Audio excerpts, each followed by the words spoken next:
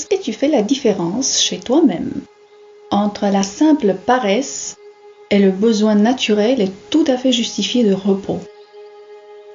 Notre corps est une fine mécanique qui nous sert toute notre vie durant, et il ne faut pas le reléguer au second plan ou le forcer à se soumettre à la volonté exclusive de notre esprit. De la même façon dont tu prends soin de ta voiture, par exemple, prends soin de ton organisme. Écoute ce qui te transmet comme information, quels sont ses besoins, et surtout ne le surcharge pas des missions relevant de tes seules ambitions sociales.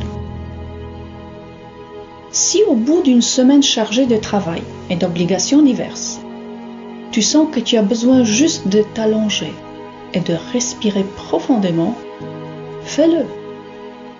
Ne te force pas à faire des kilomètres de course à pied ou à vélo, ou encore à soulever des tonnes dans une salle de sport, tout ça pour prouver à ton corps que tu peux l'y forcer, et bien sûr te faire un selfie et le montrer aux amis au monde entier.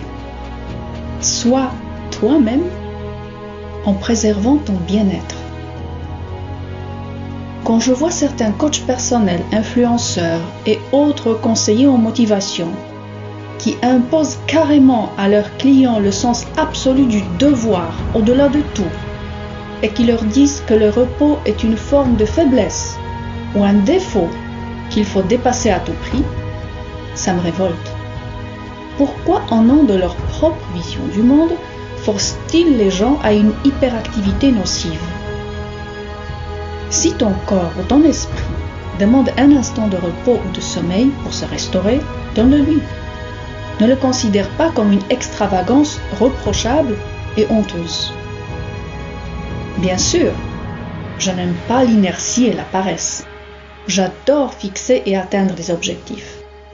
Méthodiquement, j'ai identifié 3 zones relatives aux décisions que l'on peut prendre au moment d'hésitation suite à une fatigue ressentie et que chacun doit définir individuellement pour soi-même. La zone de paresse, la zone de challenge et la zone de violence.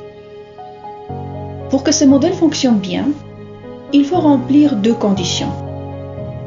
Premièrement, avoir un niveau suffisant d'autoconscience, aussi bien intellectuelle que corporelle, donc savoir ce qui est bon ou pas pour moi et connaître ses limites de l'effort physique.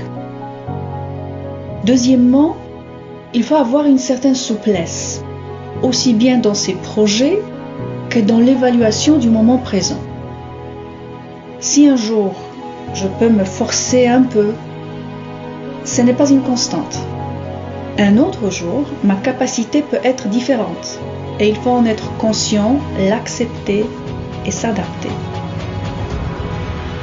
Forcer quelqu'un ou forcer soi-même à une suractivité contraire aux besoins basiques de son corps et de son esprit, c'est un dépassement de la zone entre la zone de challenge vers la zone de la violence.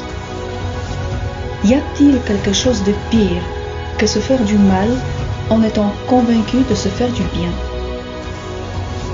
Je dis non aux objectifs non écologiques qui sont contraires au bien-être de la personne ou de son environnement immédiat.